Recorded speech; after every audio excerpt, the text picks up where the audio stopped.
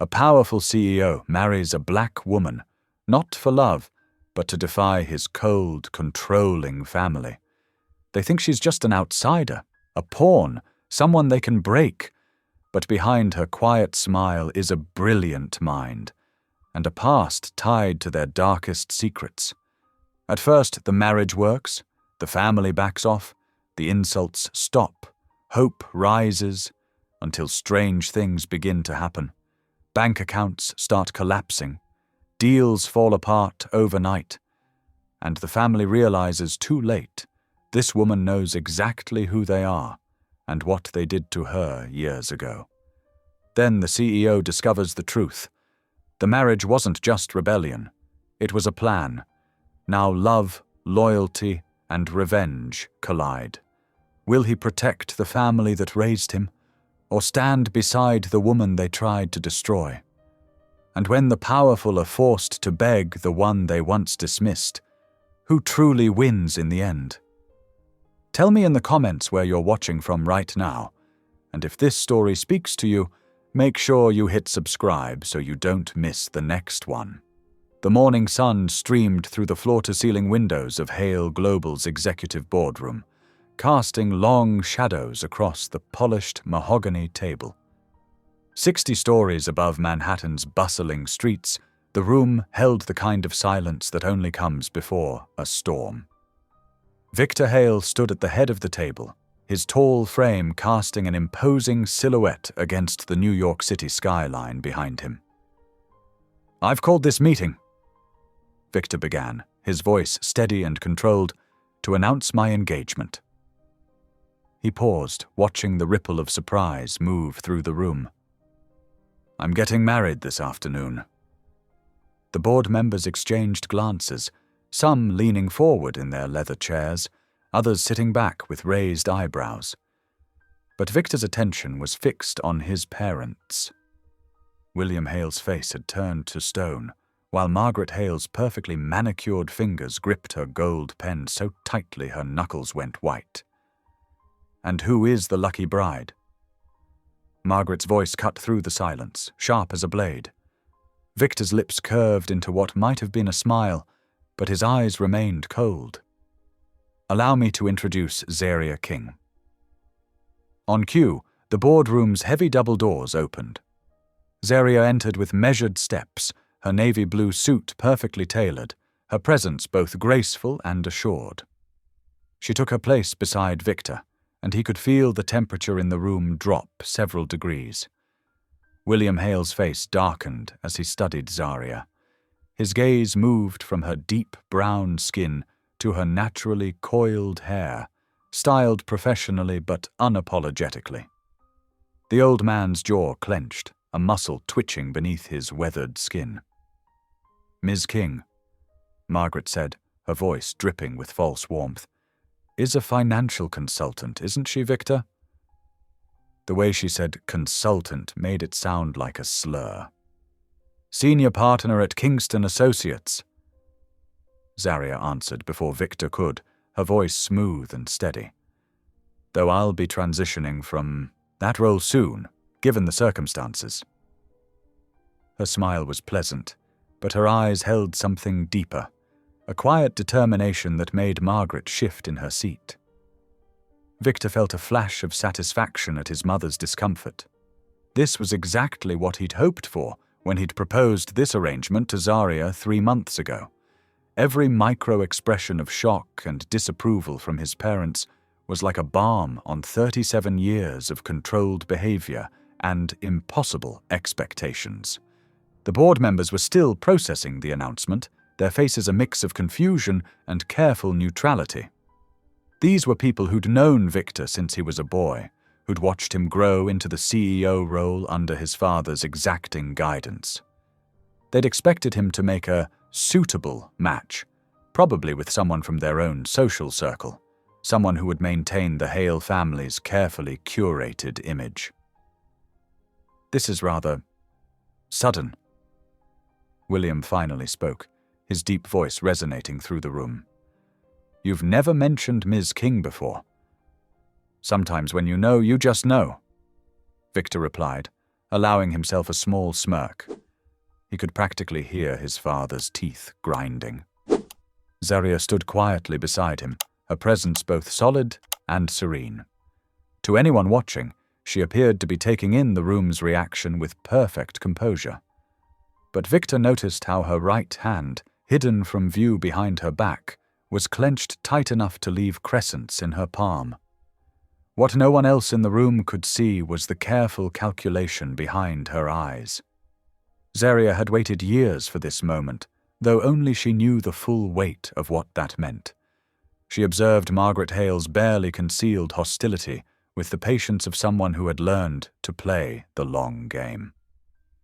"Well," Margaret said, rising from her chair with the grace of a cobra uncoiling, "this is certainly unexpected." She moved around the table, her Louboutin heels clicking against the marble floor. "But family is family, isn't it?" She extended her hand to Zaria, her diamond rings catching the morning light. "Welcome to the Hale family, dear." Zaria took the offered hand, her grip firm but not challenging. "Thank you, Mrs. Hale. I look forward to getting to know you better." The older woman's smile never reached her eyes. As she withdrew her hand, she glanced at her son. "I assume this afternoon's ceremony will be small." "Very," Victor confirmed. "Just the necessary witnesses at City Hall." "How modern," Margaret commented, her tone making it clear exactly what she thought of that arrangement. She returned to her seat, already pulling out her phone. Victor knew she was already planning, not how to welcome Zaria, but how to investigate her, how to find whatever weakness she could exploit to protect what she saw as the family's interests. The rest of the board offered their congratulations, some more sincere than others. Through it all, Zaria maintained her composure, responding with just the right amount of gratitude and warmth. But there was something in the way she held herself, a vigilance, a readiness that suggested she was fully aware of the battlefield she'd just stepped onto. Victor watched it all with a detached satisfaction. This was exactly the disruption he'd intended to cause. Every disapproving glance from his father, every false smile from his mother, was another crack in their perfect facade of control over his life. He'd chosen Zaria not just for her intelligence and capability, but for how thoroughly her very existence would disturb his parents' carefully ordered world. As the meeting drew to a close, William Hale approached his son. "I hope you know what you're doing," he said quietly. His words meant only for Victor's ears. "More than you ever have, father," Victor replied, matching his tone, but adding just enough edge to make his father's expression tighten. The boardroom slowly emptied, leaving just Victor and Zaria standing together at the window. Below them, New York City continued its morning rush, unaware of the power shift that had just occurred 60 floors above. "That went about as expected," Zaria said softly, her reflection in the glass as composed as ever. Victor nodded, his own reflection showing the ghost of a satisfied smile. "They'll try to stop us, of course." "Of course," she agreed, her voice carrying a certainty that went deeper than the moment required. "But they won't succeed." Margaret Hale's voice carried from the hallway where she stood with her husband, just loud enough to be heard through the open door. "Don't worry, William. This situation will be dealt with. After all, what do we really know about this woman? Give me time. Everyone has secrets." Victor watched his mother's reflection in the glass, noting how she glanced back at the boardroom, making sure her words had carried. It was a warning, delivered with all the subtle menace he'd grown up with. But for once, he felt no need to appease her. This marriage might be an act of rebellion, but it was his choice, his move in a game his parents had forced him to play his entire life. What he didn't see was the fleeting look that crossed Zaria's face, a mixture of triumph and something else, something that spoke of long-laid plans finally set in motion. By the time he turned to her, her expression was once again a mask of perfect serenity, ready for whatever the afternoon would bring. The late afternoon sun cast long shadows through the Manhattan courthouse's windows as Zariah stood before the mirror in the small preparation room. Her cream-colored silk dress was simple but elegant, falling just below her knees. She adjusted the pearl necklace at her throat, a gift from her grandmother that had seen her through better days, and much worse ones. Her hands trembled slightly as she smoothed down the fabric, and she paused, pressing her palms flat against the silk to steady them. 5 years ago, she had been in a very different place, literally and figuratively. The memory rose unbidden, sitting at her desk at Morgan & Reed Financial, staring at her computer screen in disbelief as the numbers revealed a pattern she was never meant to find.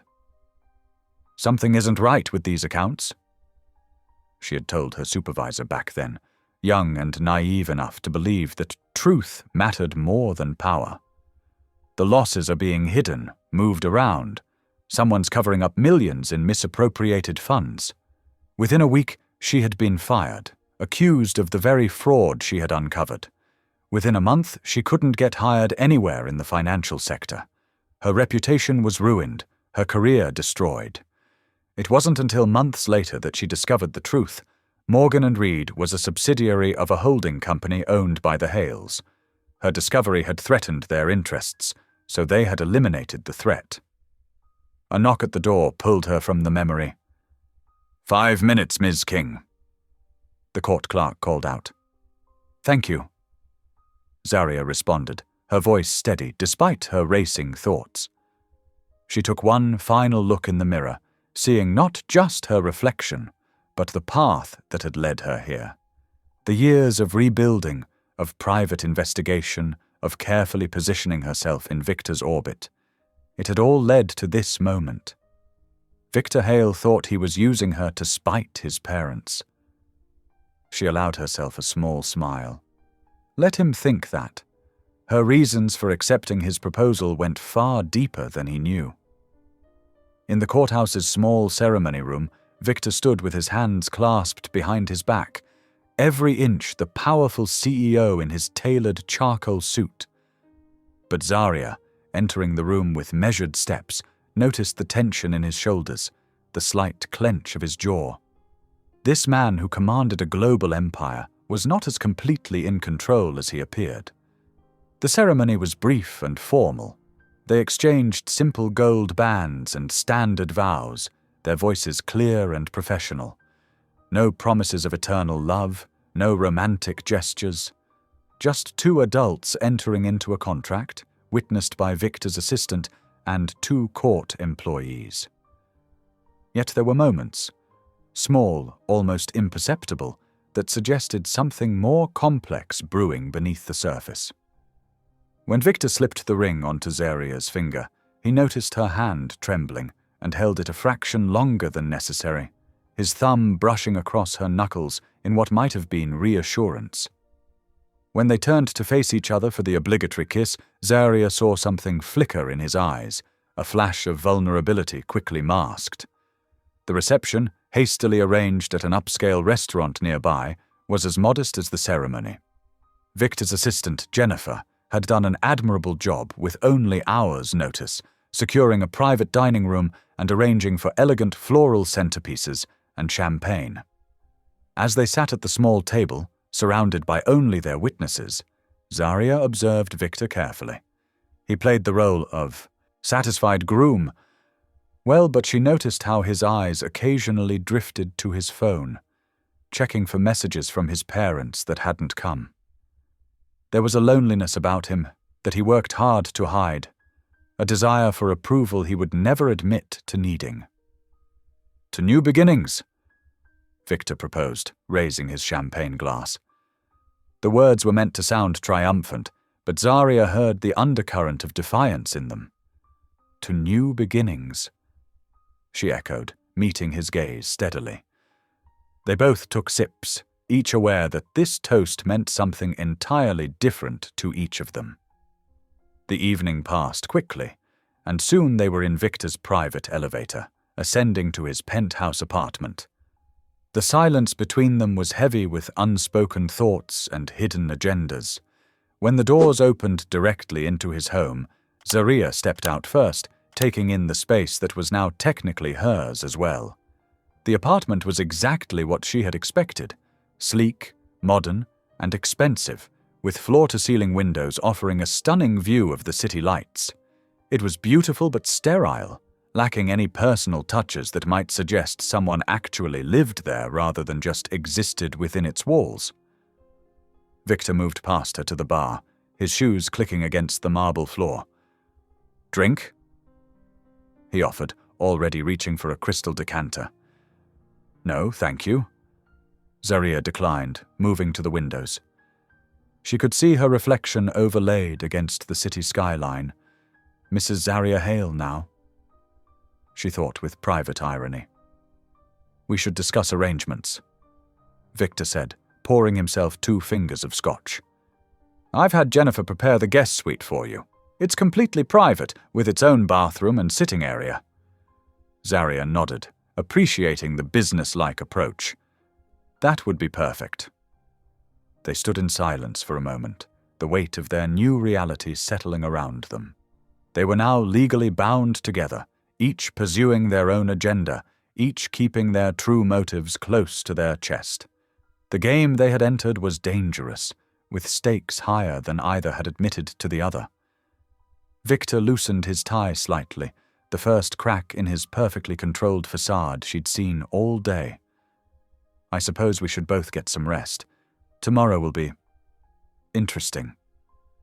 "Yes," Zaria agreed softly. "I imagine your parents will have quite a response prepared." His laugh was short and bitter. "Oh, I'm counting on it." He turned to face her fully. "Are you ready for what's coming? They won't make this easy." Zaria met his gaze evenly, thinking of all the years of preparation that had led to this moment. "I'm ready," she assured him, and if Victor noticed the steel beneath her gentle tone, he gave no sign. They parted ways in the hallway, each to their separate rooms, each carrying their own secrets. As Zaria closed her door, she heard Victor's footsteps retreating down the corridor. She pressed her palm against the cool wood, feeling the weight of the wedding band on her finger. Everything was in motion now. There would be no turning back. The first rays of dawn were just beginning to paint the Manhattan skyline when Zaria woke. She lay still for a moment, taking in the unfamiliar surroundings of the guest suite, all cream-colored walls and minimalist furniture. The events of yesterday felt almost dreamlike, but the weight of the wedding band on her finger confirmed their reality.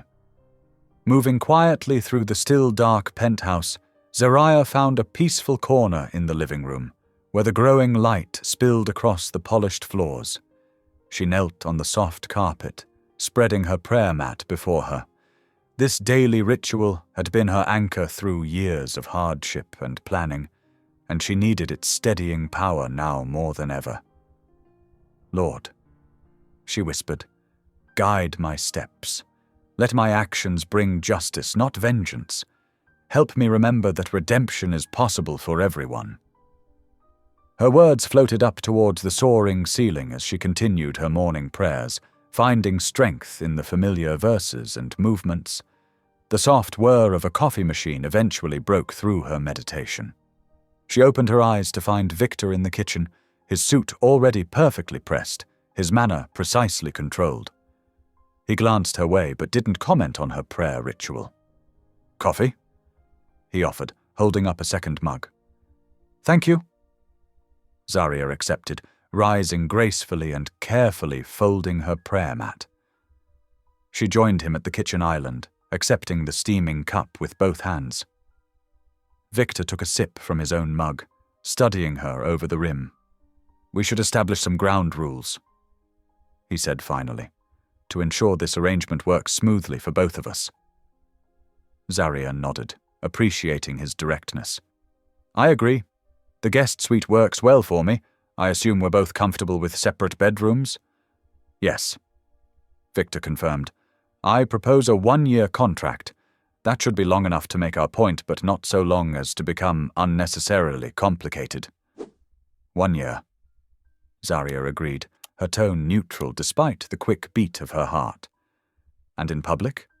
We present a united front. Victor stated firmly. Whatever our private arrangements, to the outside world we need to appear as a committed couple. My parents will be watching for any crack in the facade. Zarya wrapped her hands around her coffee mug, feeling its warmth. Speaking of appearances, she ventured carefully, I'd like to propose something that could benefit us both. Victor raised an eyebrow, waiting. Let me help restructure some of Hale Global's underperforming divisions, she suggested. It would give me a natural reason to be present at the company, and it would help solidify our image as a power couple. Victor's laugh held a note of surprise. You don't aim small, do you? He considered for a moment, then shrugged. Why not? It's harmless enough, and it would certainly add credibility to our narrative. He clearly didn't view, her suggestion as any kind of threat. They spent the next hour discussing details, speaking in the measured tones of business partners rather than newlyweds. By the time they needed to prepare for the family brunch, they had outlined a framework for their year together. The Hale family brunch was held at an exclusive restaurant that had been in the family's rotation for generations. As they walked in, Zarya took in the old-world elegance, the crisp white tablecloths, the gleaming silverware, the subtle murmur of wealthy patrons conducting their Sunday business over eggs Benedict and mimosas. Margaret and William Hale were already seated, along with several junior executives from the company. Zarya recognized this for what it was, an attempt to intimidate her with a show of family power and corporate might. Victor, darling. Margaret rose to air-kiss her son's cheek, deliberately ignoring Zarya for a moment before turning to her with a practiced smile. And our new bride. How convenient that you could join us. William barely looked up from his phone. Sit. We've already ordered for everyone. Throughout the meal, the subtle digs came steadily. Margaret asked pointed questions about Zarya's humble beginnings, while William made dismissive comments about proper business education. The junior executives watched the exchange like a tennis match, their loyalties clearly divided between curiosity about the new Mrs. Hale and fear of the existing power structure. Of course, William was saying, gesturing with his fork. The European markets are showing a 15% increase in volatility, which is why we're shifting our position in the Emerging Markets Fund. Zarya set down her water glass carefully. Actually, she said in her quiet but clear voice, the volatility index for European markets is currently at 12.8%, not 15%, and the Emerging Markets Fund's exposure is primarily in Southeast Asian markets, which are showing remarkable stability despite global pressures. The table fell silent. William's fork stopped halfway to his mouth. In fact, Zarya continued smoothly, if you check the morning's reports, you'll see that the fund's performance has improved by 3.2% since the shift in Malaysian manufacturing regulations last month. One of the junior executives quickly pulled out his tablet, tapping rapidly. His eyes widened slightly as he looked at the numbers, then glanced at William. Margaret's smile had frozen in place, her sharp eyes reassessing Zarya with new wariness. For the first time, doubt crept into her expression. Perhaps this young woman wasn't going to be as easy to dismiss as she had assumed. Victor, watching the exchange, kept his face carefully neutral. But Zarya noticed his hand tighten slightly on his water glass. Whether in concern or appreciation, she couldn't quite tell. The rest of the brunch proceeded with a subtle shift in energy. The junior executives began, directing more of their comments toward Zarya, while Margaret's attempts at condescension grew increasingly forced. William buried himself in his phone, though his periodic glances at Zarya suggested he was no longer quite so dismissive of his new daughter-in-law. The city lights twinkled through the floor-to-ceiling windows of Victor's home office as he settled into his leather chair, a glass of scotch at his elbow. It was nearly 9 o'clock in the evening, but his mind was still racing from the day's events at brunch. He opened his laptop, intending to review some routine reports before bed. A notification popped up. Zarya had already uploaded her preliminary analysis of several Hale global divisions. Victor's eyebrows rose, impressed despite himself at her efficiency. He clicked open the first document, expecting a surface-level overview. What he found instead made him sit up straight, the scotch forgotten. The spreadsheets were meticulously organized, but it wasn't the layout that caught his attention. It was the patterns she had highlighted, seemingly innocent transactions that, when traced backward, led to a series of shell companies. Companies that, according to the attached documentation, bore his parents' signatures. Victor's throat tightened. He recognized some of these accounts. They'd been presented in board meetings as legitimate business entities. But Zarya's analysis revealed something else entirely. A complex web of financial manipulation that had been operating under the surface for years. Interesting reading? He startled slightly. Zarya stood in the doorway, still dressed in her work clothes from brunch, her expression unreadable.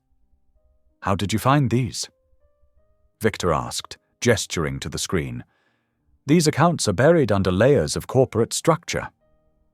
Zarya walked into the office slowly, her heels silent on the thick carpet. "Because I've seen them before."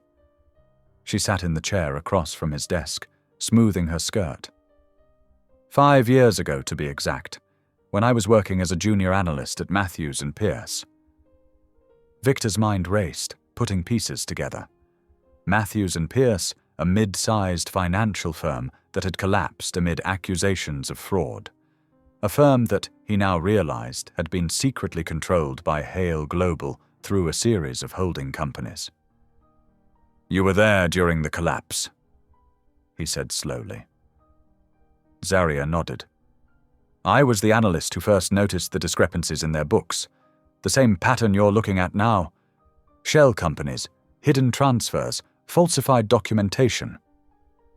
Her voice remained steady, but her fingers tightened slightly on the arms of her chair. "When I tried to report it, I was accused of fabricating evidence. They destroyed my reputation, blacklisted me from every major firm in New York." Victor studied her face, seeing her in a new light.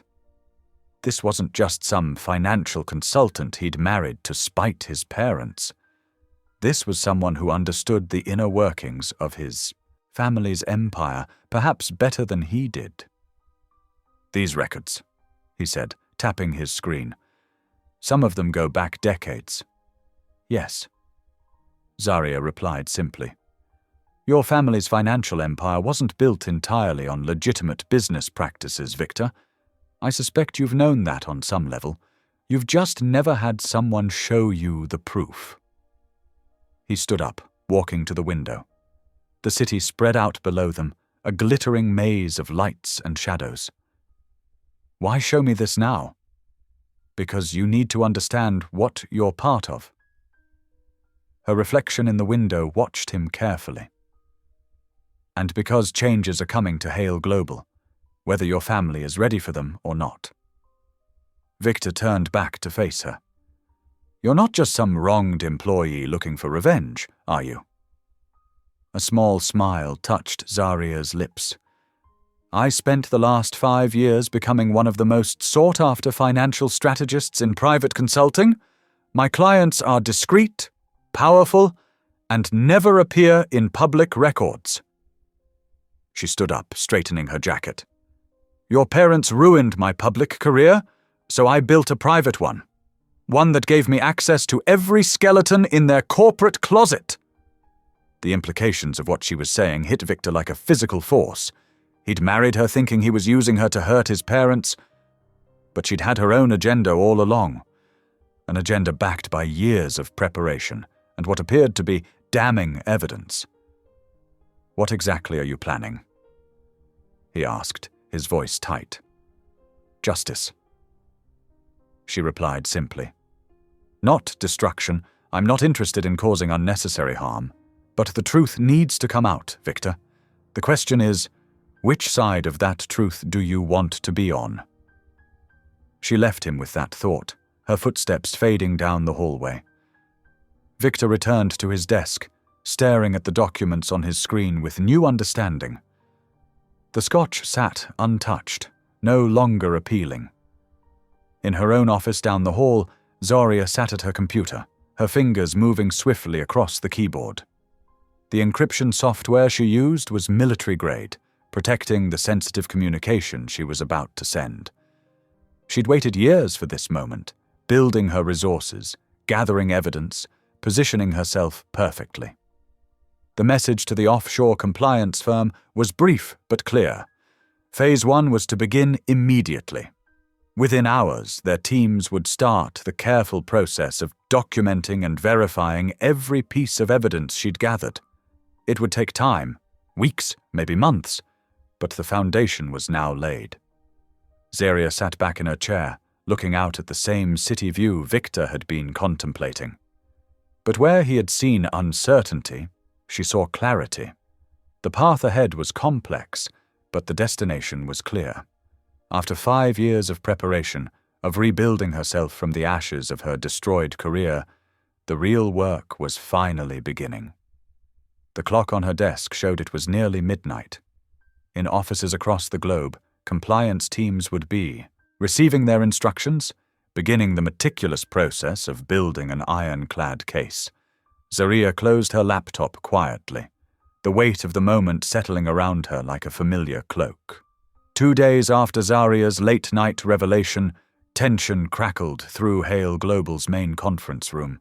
Morning sunlight streamed through the floor-to-ceiling windows, casting long shadows across the polished mahogany table where the company's senior leadership had gathered for an emergency meeting. Margaret Hale sat rigid in her chair, her perfectly manicured nails drumming against her leather portfolio.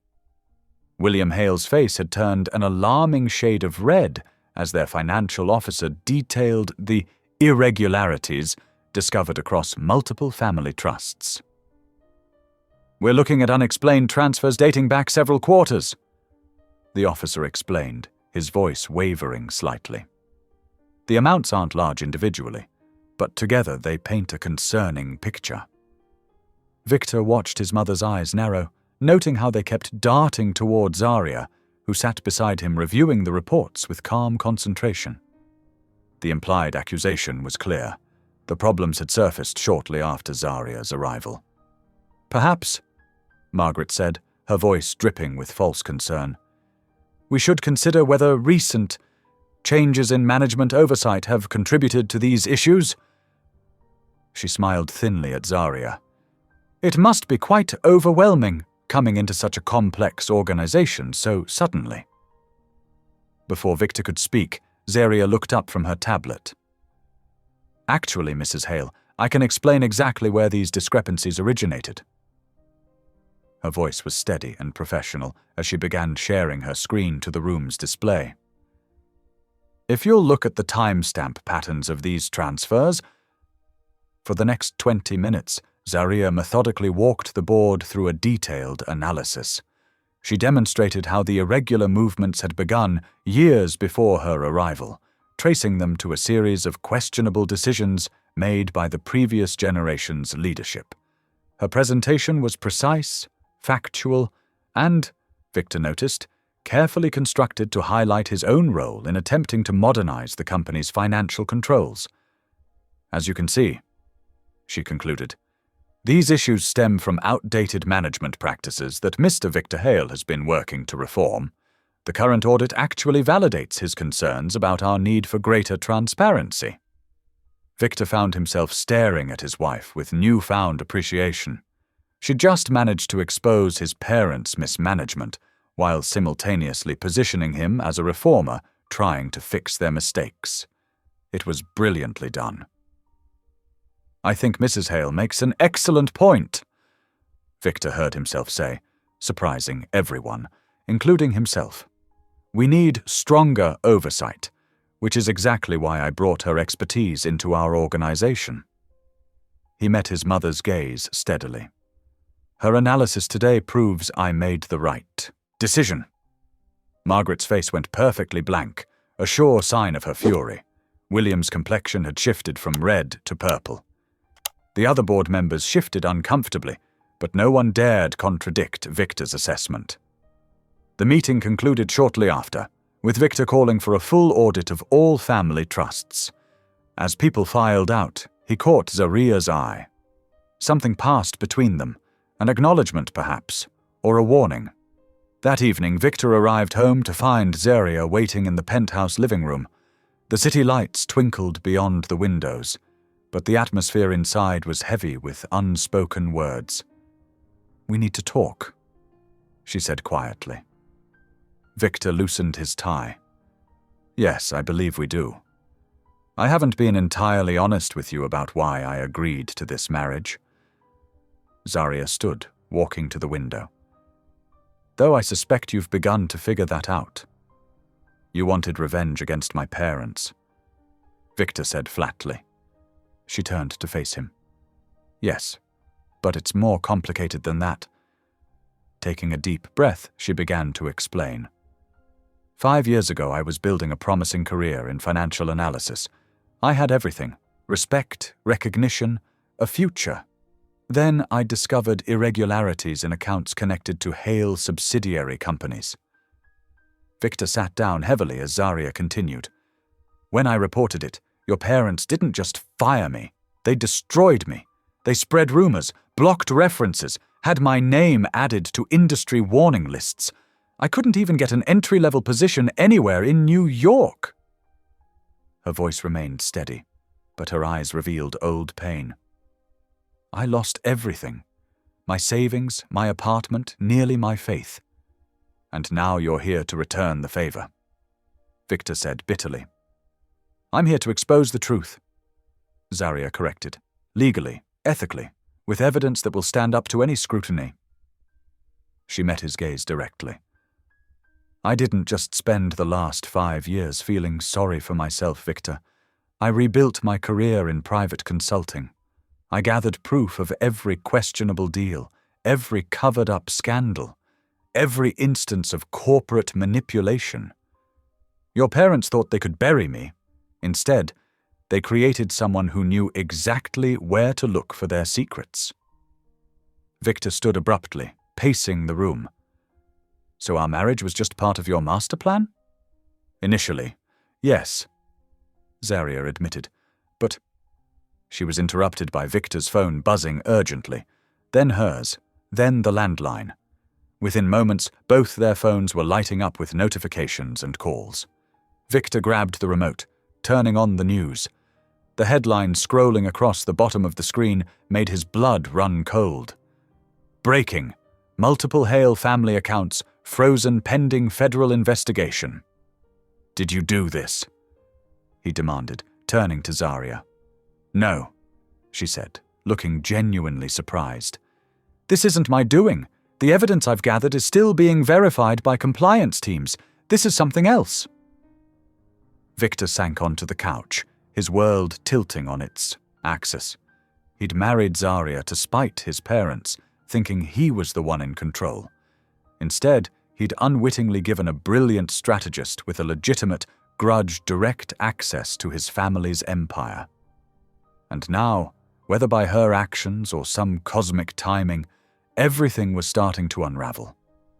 His phone buzzed again, his mother calling for the 3rd time.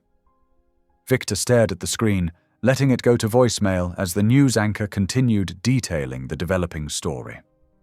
Beside him, Zaria stood perfectly still, watching the headlines scroll past with an unreadable expression.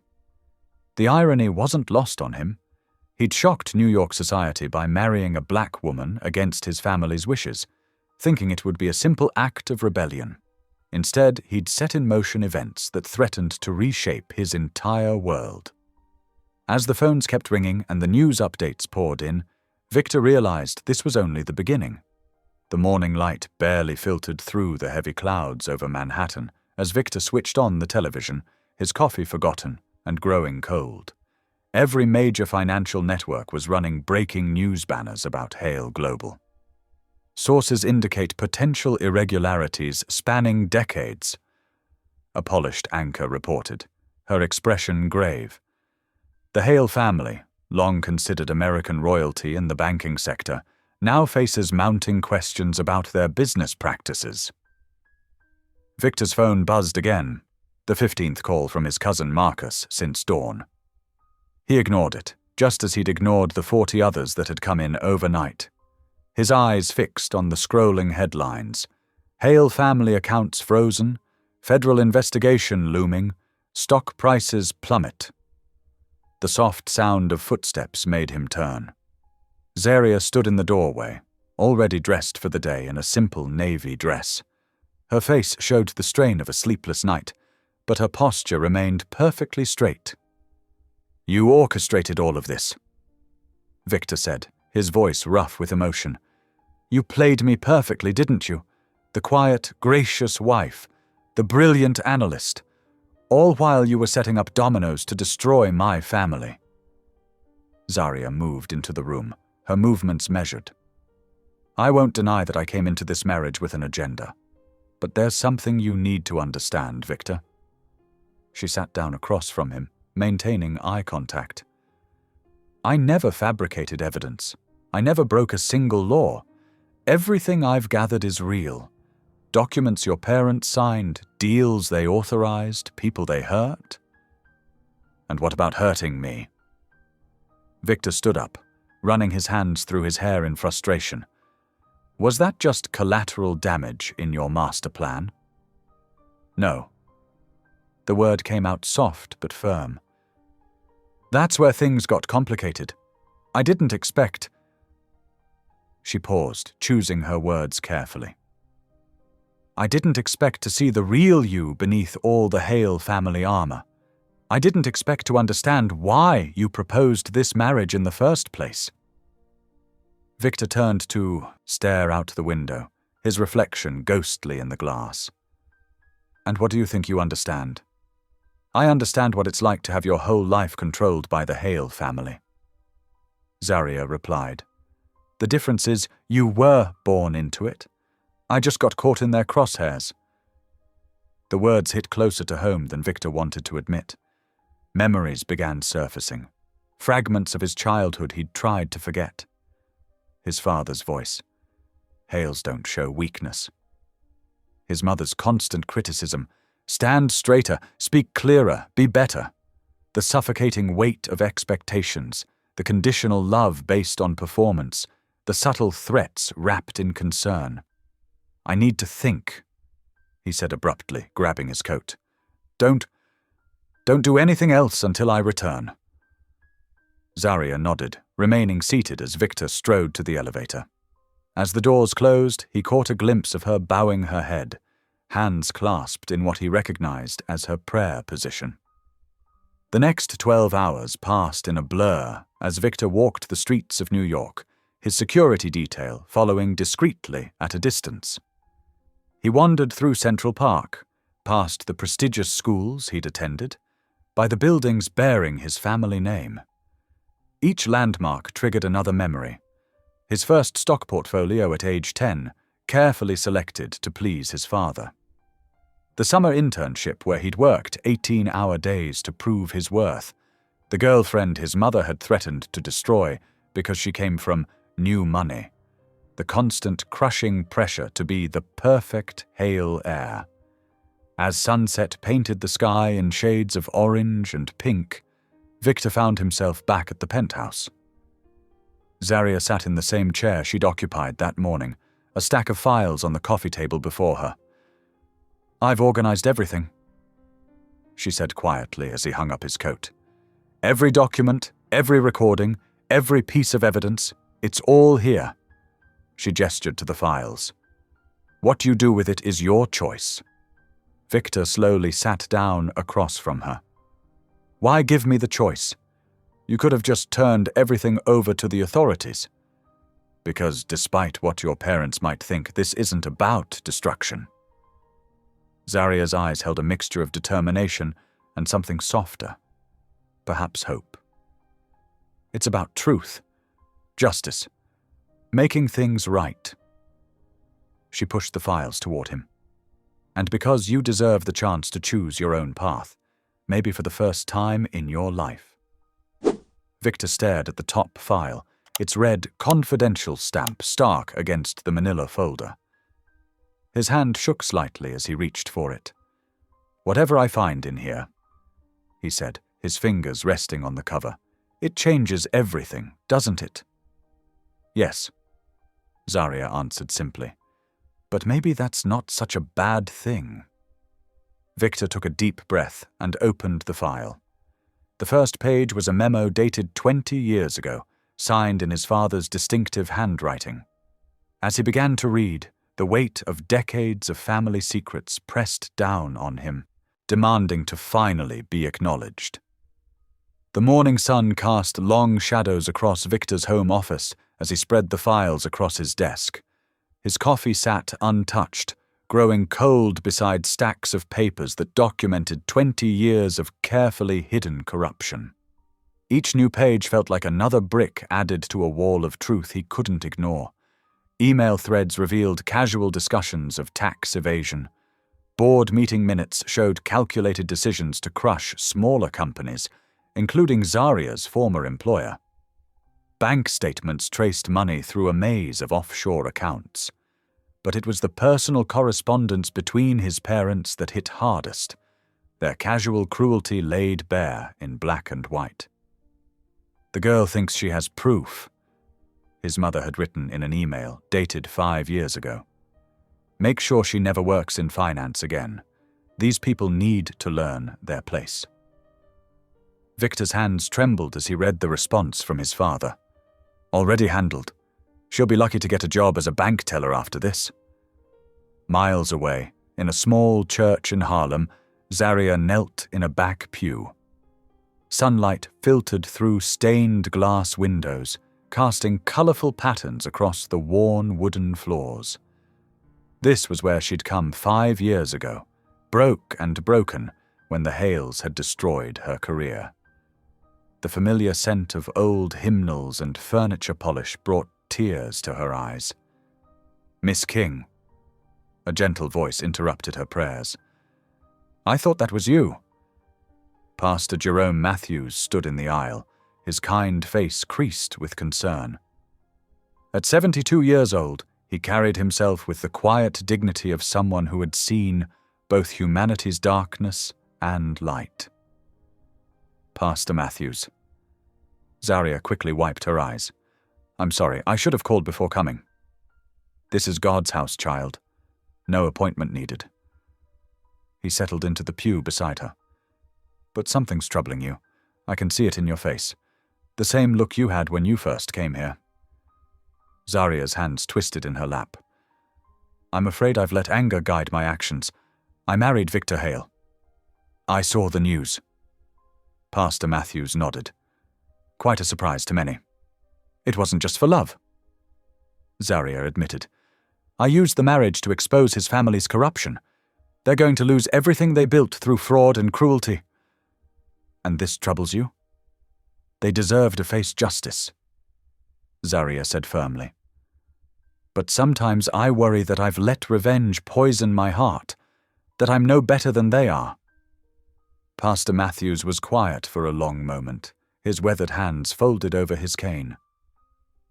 "Justice without mercy is like bread without yeast, hard, flat, unable to nourish the soul.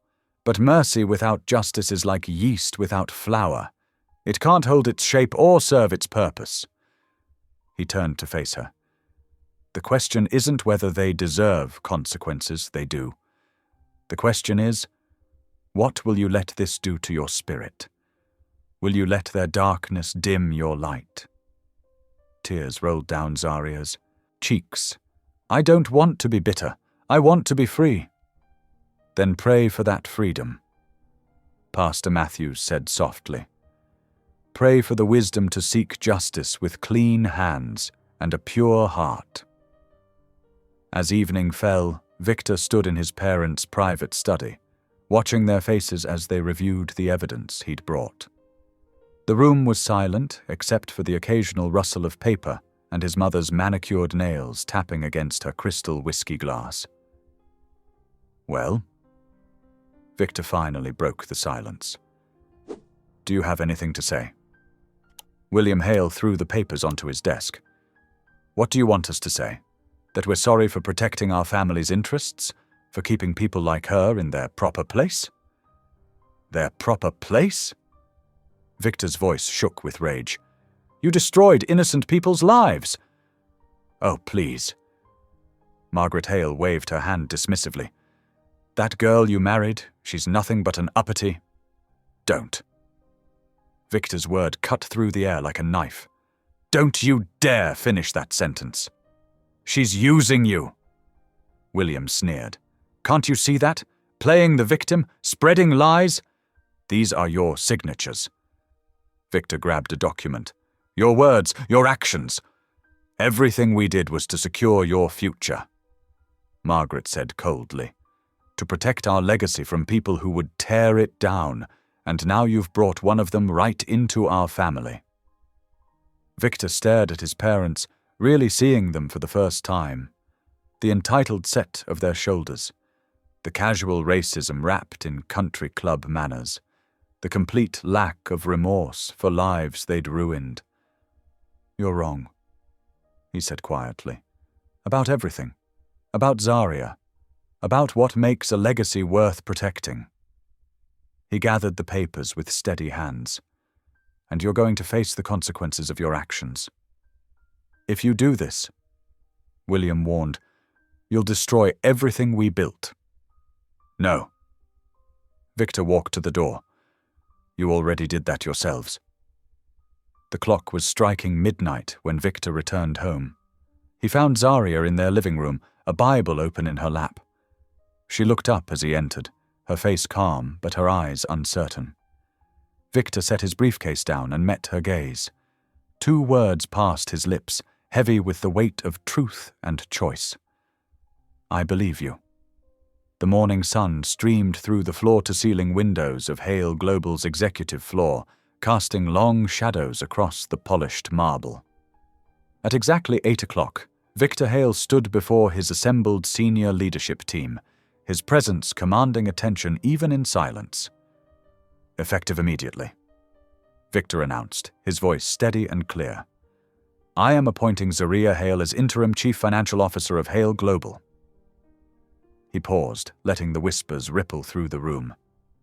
"She has my complete trust and authority to implement necessary restructuring measures."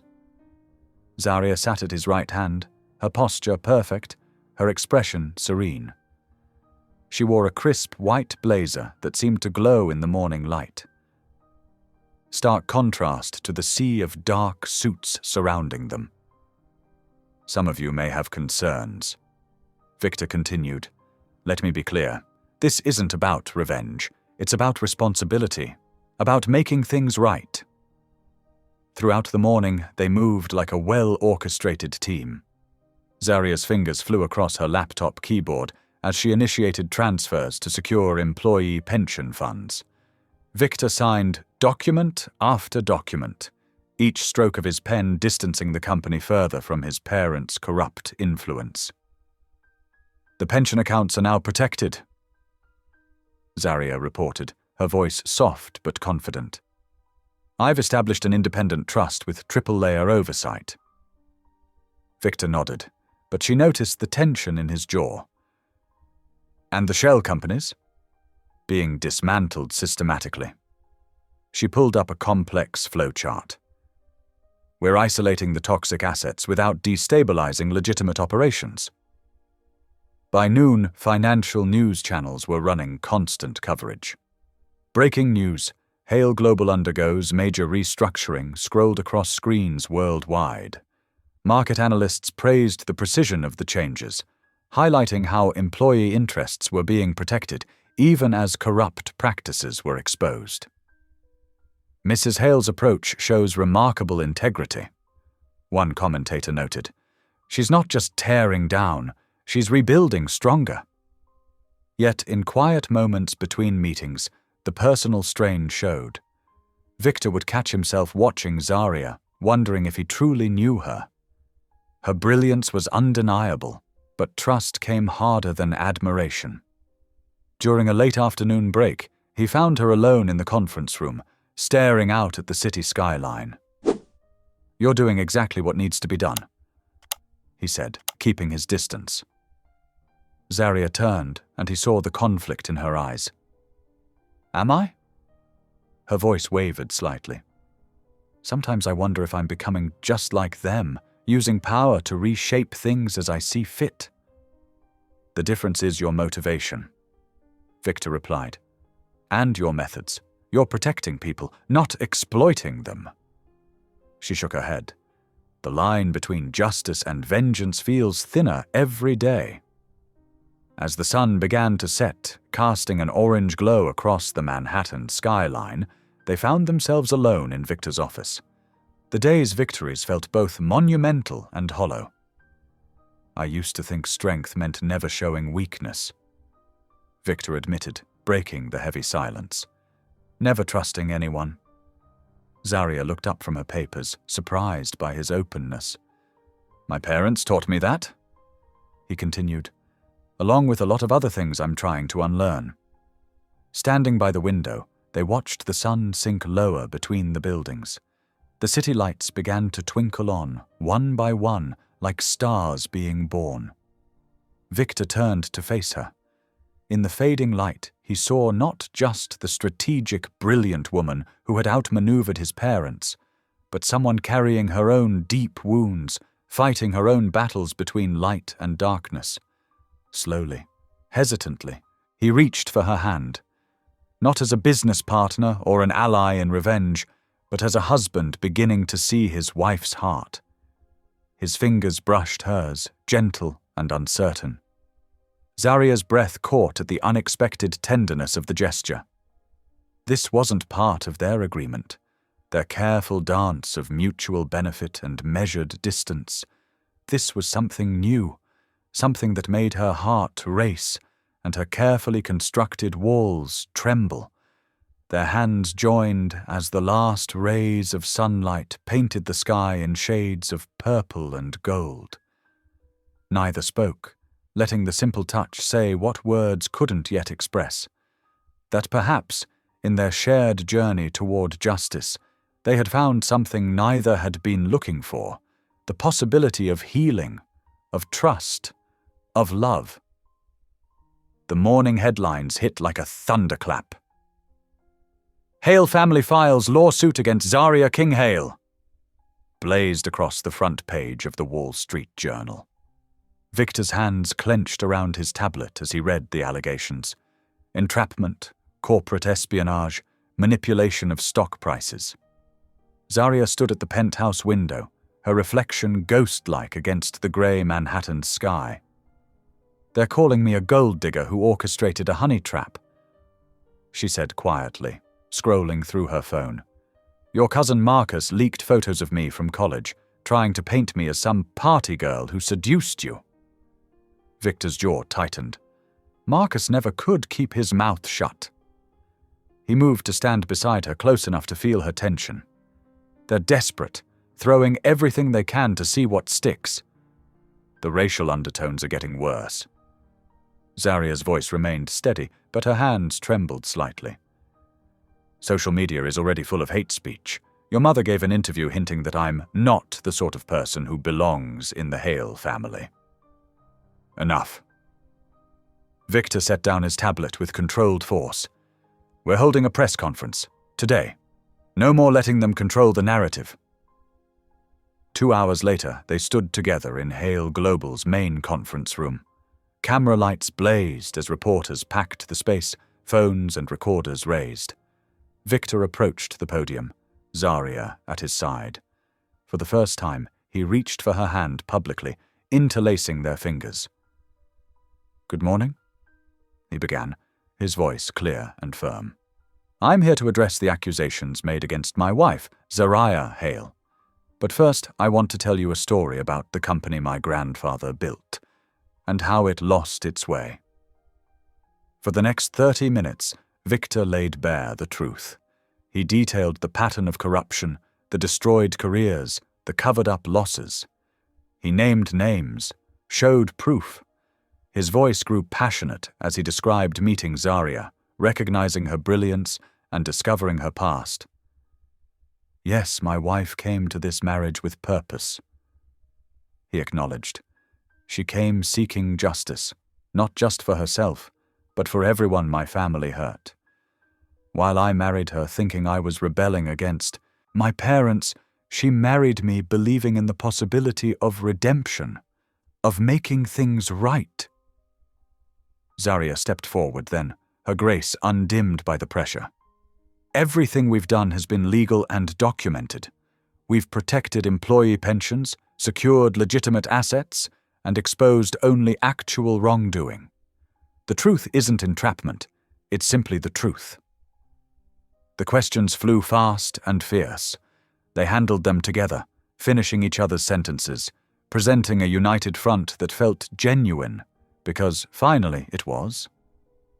As cameras flashed, Victor found himself saying words he hadn't planned. My wife has taught me that real strength isn't about power or control, it's about integrity, about choosing what's right over what's easy. I'm proud to stand with her. The press conference dominated the afternoon news cycle. Stand with Zarya trended on social media.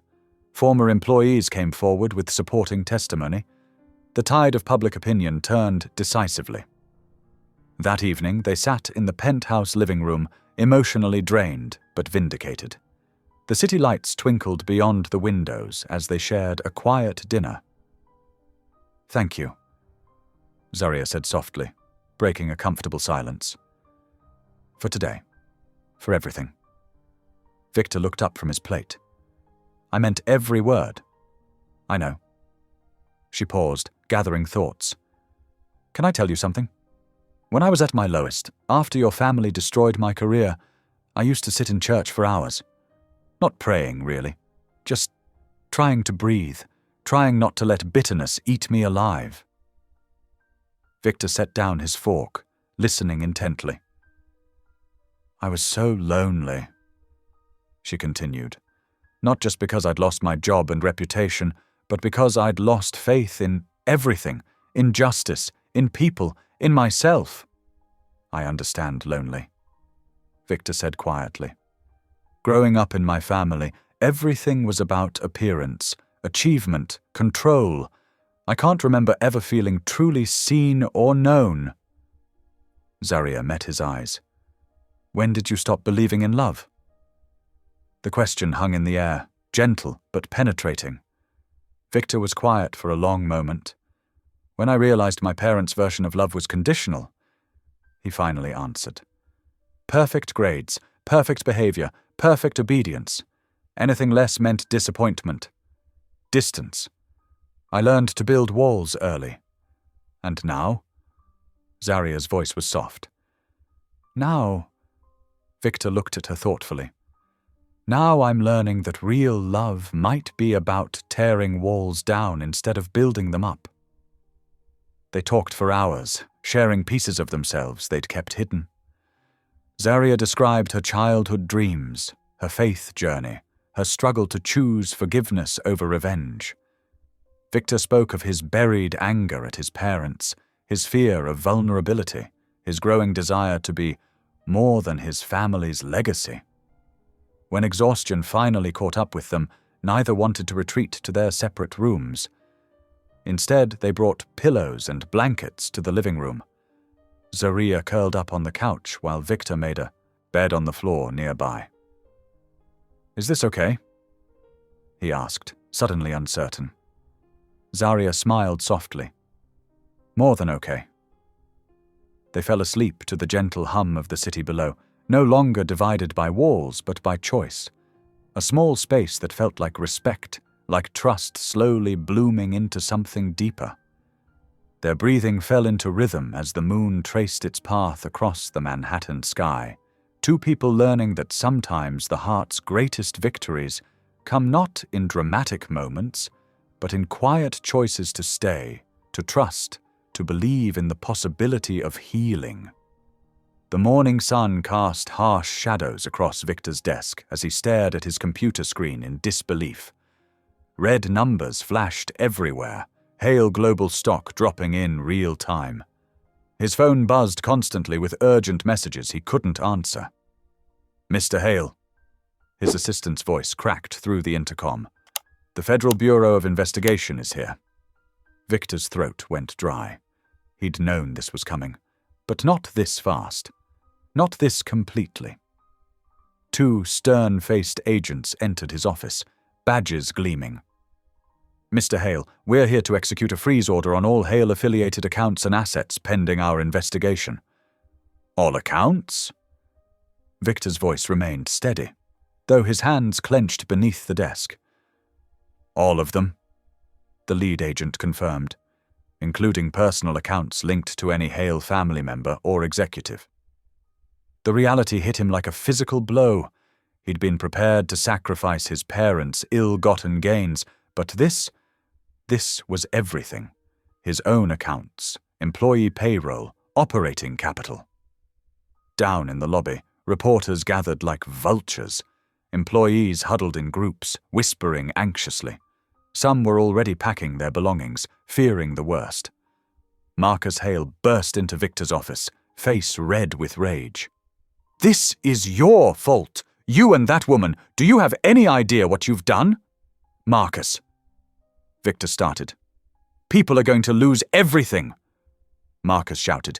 "Pensions, savings, jobs, all because you couldn't control your wife!"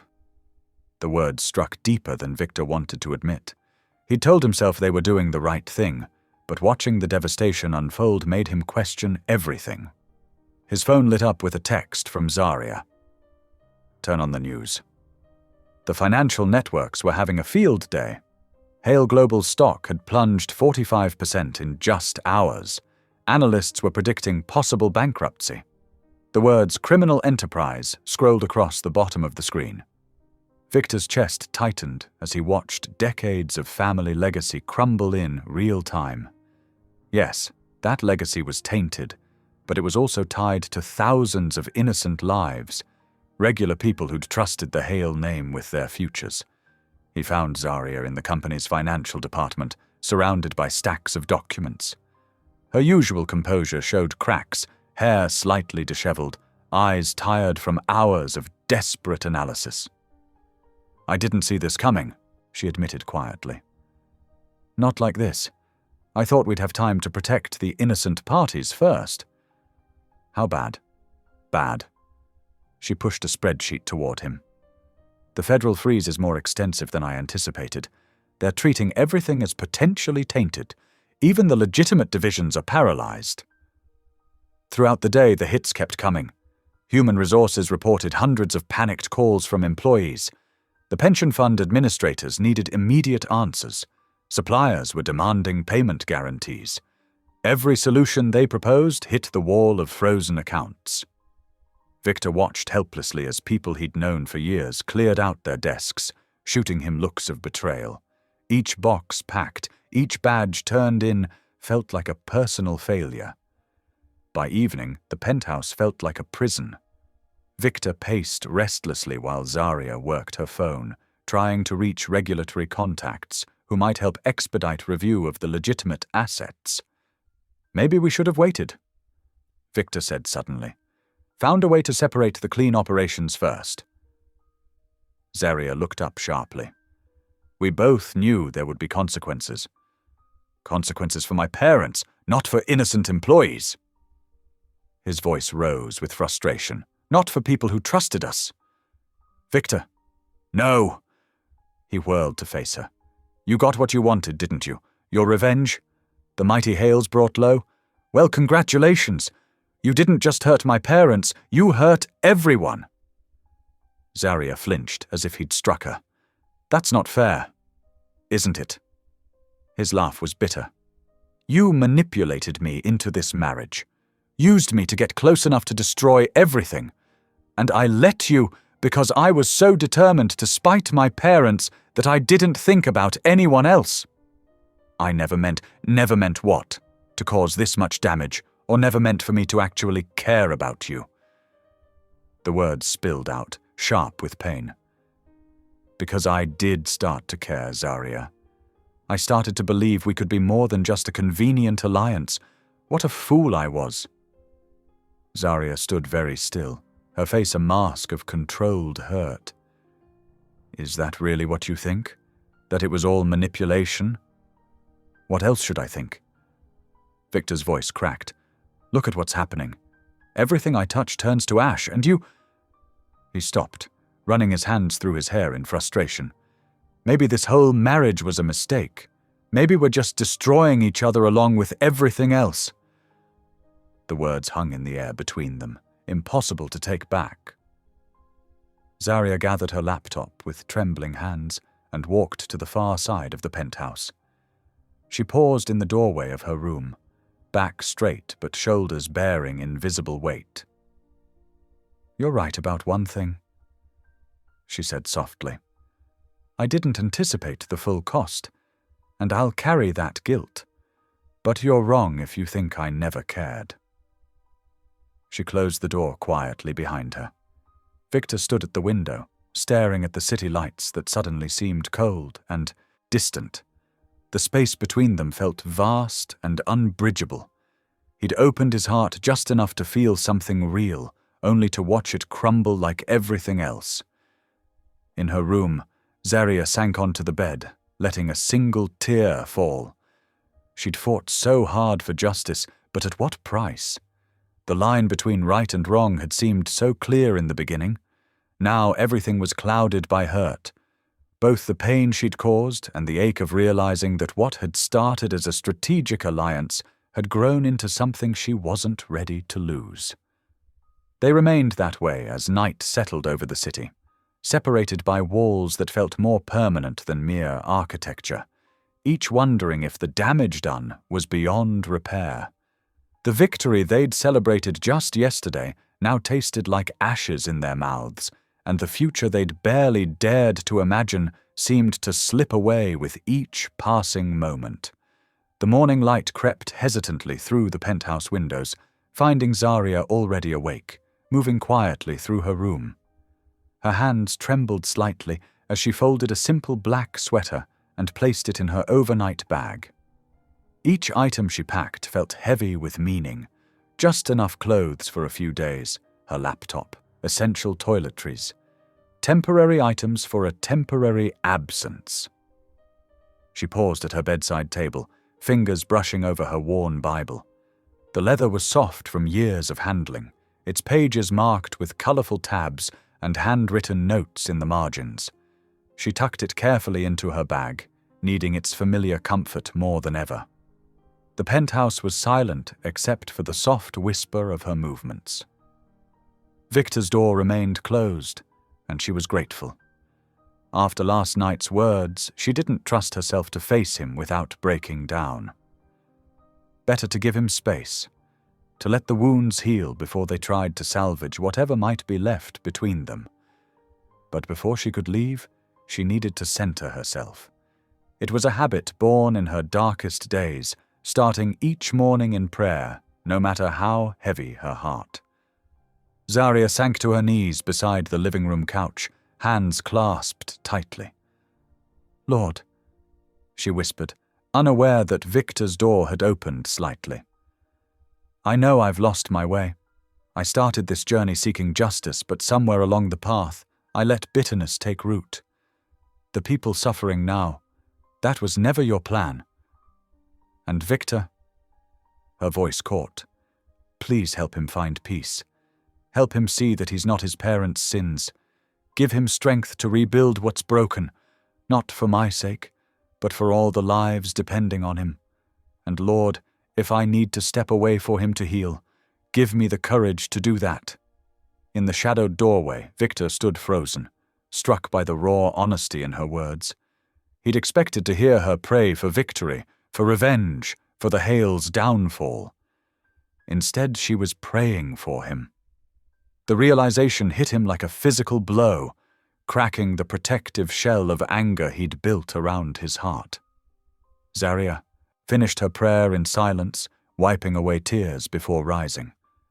She picked up her bag, squared her shoulders, and turned, only to find Victor watching her. The moment stretched between them, heavy with unspoken words. "I thought it would be better if I stayed with a friend for a few days," she said softly. "Give you some space to think." Victor opened his mouth to respond, but his phone buzzed with an urgent message. The crisis at Hale Global couldn't wait, even for this moment. "I have to get to the office," he said instead, hating how formal his voice sounded. "There's an emergency meeting with the board." Zaria nodded, understanding as always. "I'll be gone when you return." She moved toward the door, but paused. "Whatever happens, Victor, I want you to know. It was never just about revenge. Not after I got to know you." He watched her leave, her words echoing in his mind as he headed to the office. The Hale Global building was a chaos of worried faces and whispered conversations. But as he made his way to the executive floor, something unexpected happened. Sarah Chen, a senior accountant who'd been with the company for 20 years, stopped him in the hallway. Her eyes were bright with emotion. "Mr. Hale, I wanted to thank you, and especially your wife, for what you've done." Victor frowned, confused. "Thank us. The company is in chaos." Sarah shook her head firmly. "Yesterday, I got confirmation that our pensions are safe. All of them. Your wife apparently set up protective trusts weeks ago, legally separating our retirement funds from the main company accounts. When the federal freeze hit, our money was already secure." She touched his arm. "My husband and I were terrified we'd lose everything. Instead, your wife made sure we were protected." Throughout the day, similar stories emerged. James from maintenance, Patricia from human resources, longtime employees approaching him with gratitude instead of blame. Each one revealed another piece of Zaria's careful planning, not just to expose corruption, but to shield the innocent. In the board meeting, Victor learned more.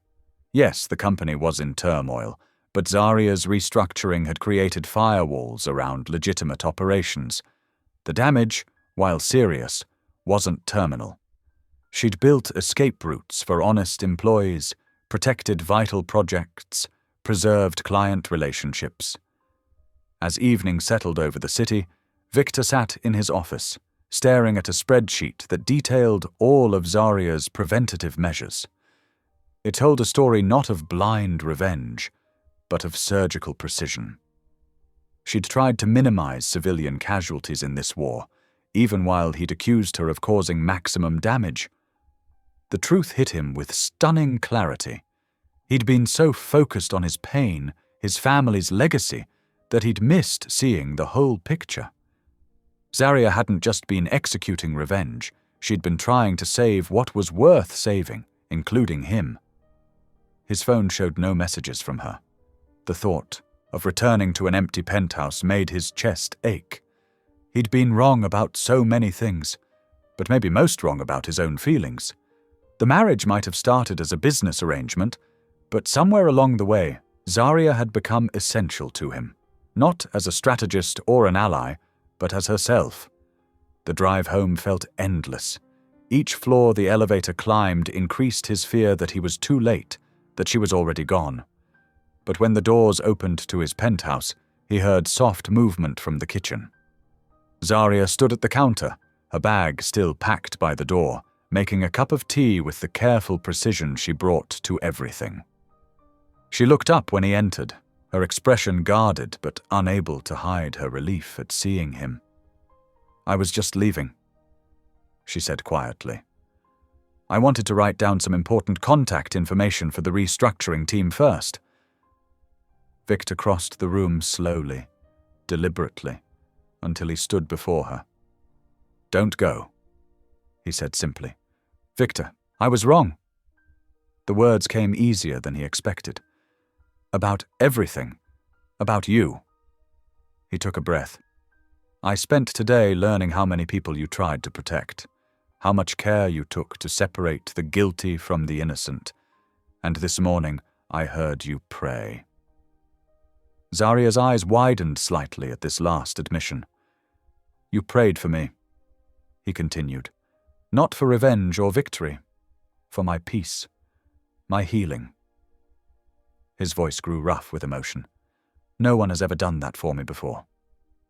I meant every word. She whispered. Victor reached for her hand, grateful when she didn't pull away. Stay, he said again. Not because we have unfinished business, not because the company needs you. Stay because I need you, as my wife, not my strategist. Stay because somewhere between all the plotting and pain, I fell in love with your heart. Tears spilled down Zaria's cheeks as she looked at their joined hands. Are you sure? After everything? I'm sure that I want to find out what we could be without revenge or rebellion hanging over us.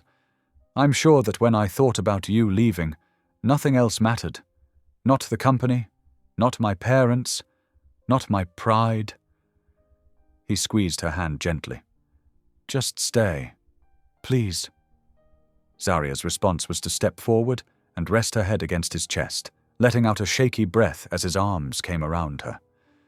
They stood there in the quiet kitchen, holding each other as the city lights twinkled beyond the windows. It wasn't a perfect ending. There were still battles ahead, wounds to heal, trust to rebuild. But it was a beginning. A real one this time, built not on schemes or vengeance, but on the surprising discovery of love in the midst of war. The next 48 hours unfolded in a blur of meetings, phone calls, and careful negotiations. Victor and Zaria barely left each other's side, working in seamless partnership from their temporary command center in the penthouse living room. Laptops, tablets, and stacks of documents covered every surface as they fought to save what could be saved. The regulators are willing to distinguish between corrupted assets and legitimate operations, Zaria explained, highlighting key passages in the latest proposal.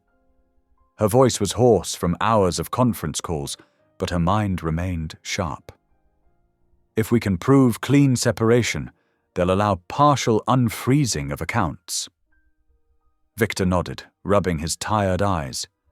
That would let us keep paying salaries at least.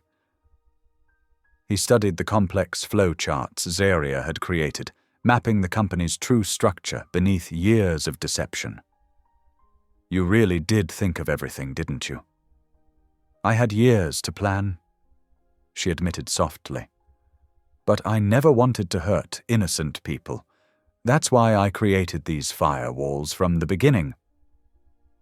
Their phones buzzed constantly with updates, department heads seeking guidance, lawyers proposing strategies, journalists hunting for comments. Through it all, they maintained a united front, sharing silent glances of support across crowded rooms. During a rare, quiet moment, Victor found Zaria standing at the window, watching dawn break over the city. You're amazing, he said, wrapping his arms around her from behind. I don't know how you're keeping it all straight in your head. She leaned back against him, allowing herself a moment of vulnerability. Sometimes I'm not sure either. But then I remember all the people counting on us to get this right. She turned in his embrace. Not just for justice anymore, but for healing. The breakthrough came late that afternoon. After hours of intense negotiation, the regulatory team agreed to a phased restoration of legitimate business operations. Zaria's meticulous documentation had proved crucial, showing exactly which divisions were clean and which needed investigation. It's going to work, Victor breathed, staring at the signed agreements. The company will survive. Different, smaller maybe, but survive. Zaria squeezed his hand. That's what I always hoped for. Not destruction, transformation. But their moment of victory was interrupted by an urgent message from Victor's parents' lawyers. Margaret and William Hale, facing imminent criminal charges and the loss of their empire, wanted a private meeting with both Victor and Zaria. The request hit Zaria like a physical blow. She stepped away from Victor, shaking her head. No, absolutely not. I won't give them another chance to... We don't have to. Victor said quickly. "We hold all the cards now. They can't hurt you anymore." But Zarya was already grabbing her coat. "I need some air. I need to think." She found herself, as she had so often lately, at the small Harlem church that had sheltered her during her darkest days. The familiar worn pews and gentle light calmed her racing heart. Pastor Matthews looked up from his Bible study as she entered. "Ah, I've been following the news," he said kindly, gesturing for her to sit. "Quite a storm you've stirred up. They want to meet," Zarya said without preamble. "After everything they did, the lies, the racism, destroying my career." Her voice caught. "I don't owe them anything." The pastor nodded thoughtfully. "No, you don't. But sometimes we do things not because we owe them, but because we owe ourselves peace." He studied her face. "The question isn't what they deserve. It's what you need to heal." Zarya sat in silence for a long moment, remembering the bitterness that had driven her for so long. "I don't want to carry this anymore," she whispered finally. "Then maybe that's your answer." When she returned to the penthouse, Victor was waiting anxiously. "Are you okay?" he asked, reaching for her. She let him hold her, drawing strength from his embrace. "I'll do it," she said quietly. "Not for them. For me. For us. We need closure before we can truly move forward." Victor pressed a kiss to her temple. "Whatever you need. I'm right beside you." The next morning found them standing outside the conference room where Margaret and William waited.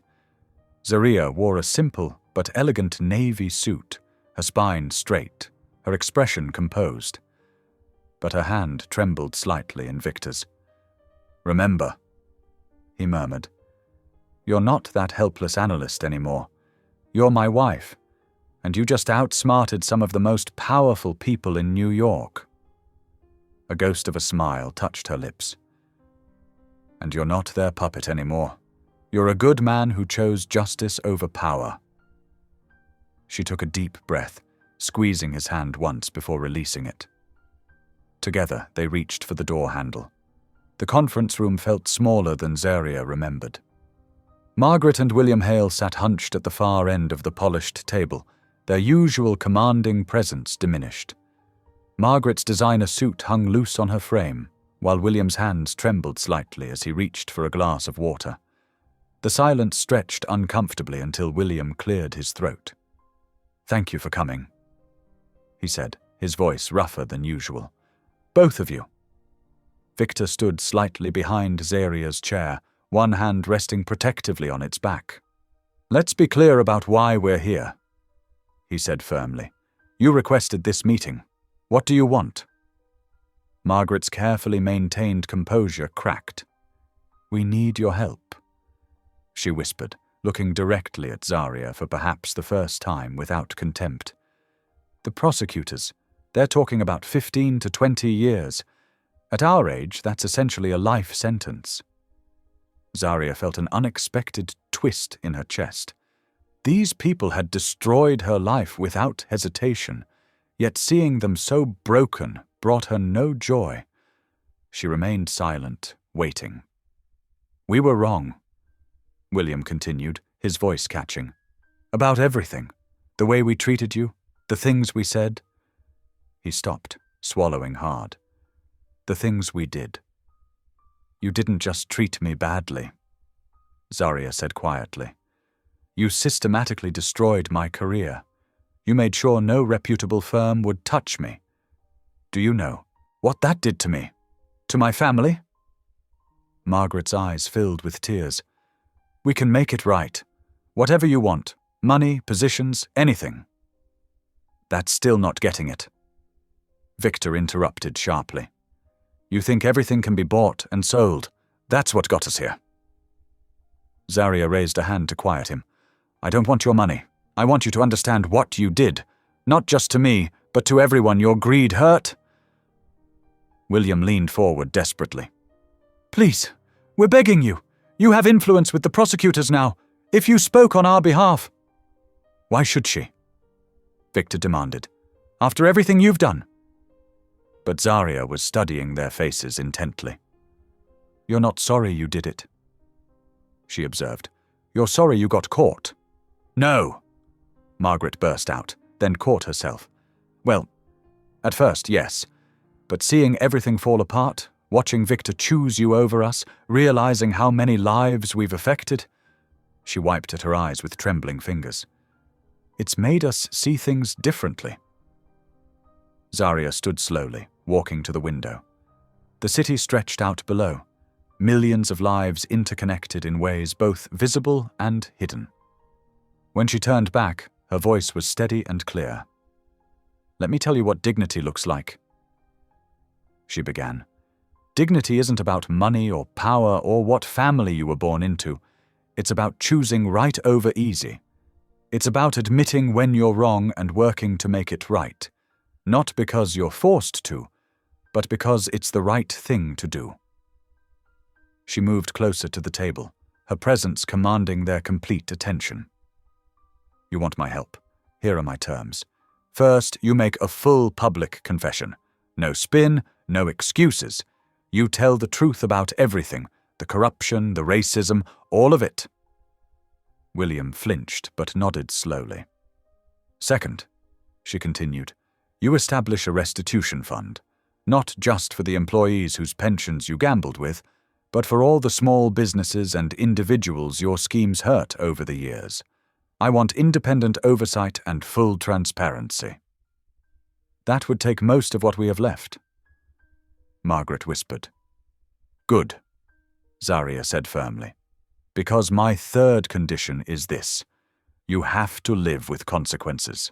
I'll speak to the prosecutors about reducing sentences in exchange for cooperation, but you will serve time. You will face accountability." She paused, letting her words sink in. "Those are my terms, not because I want revenge, but because real change requires real consequences, and because sometimes grace looks like holding people accountable so they can become better." The room fell silent except for Margaret's quiet sobs. Victor moved to stand beside his wife, their shoulders touching in silent support. Finally, William straightened in his chair. "We agree," he said hoarsely, "to all of it." Margaret nodded, dabbing at her eyes. "You're right. About everything. We've lived so long thinking we were above the rules, above decency itself." She looked at her son, then at Zarya. "Maybe it's time we learned what dignity really means." Zarya felt something shift inside her, not forgiveness exactly, but the beginning of peace. She looked at these broken people who had once seemed so powerful and untouchable. They weren't monsters, just deeply flawed humans who had finally hit bottom.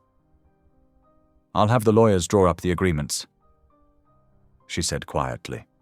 "Everything will be in writing, legally binding." "Thank you," William said, his voice rough with emotion. "Not just for this, but for—" he gestured vaguely, "for showing us a better way." As they stood to leave, Margaret reached out tentatively toward Zarya.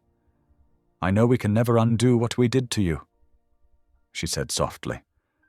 "But I hope someday you can believe that we truly regret it." Zarya looked at the offered hand for a long moment before accepting it briefly. "Regret is a beginning," she said. "What matters is what you do with it." Victor opened the door, guiding Zarya through with a gentle hand at her back. Behind them, Margaret and William Hale remained at the table, heads bowed, finally facing the weight of their actions and the long road ahead. 6 weeks later, the Manhattan skyline glowed golden in the late afternoon sun. From her office on the 42nd floor of Hale Global, Zarya watched workers leaving the building below, their movements purposeful but unhurried.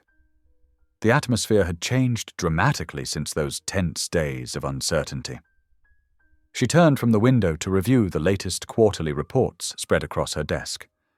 The numbers told a story of recovery and renewal. Under the new ethical governance structure she and Victor had implemented, Hale Global was not just surviving. It was thriving in ways that proved doing right could also mean doing well. A knock at her door interrupted her thoughts. Marcus Hale, Victor's cousin, stood there looking uncomfortable. Mrs. Hale, he stammered. I wanted to thank you.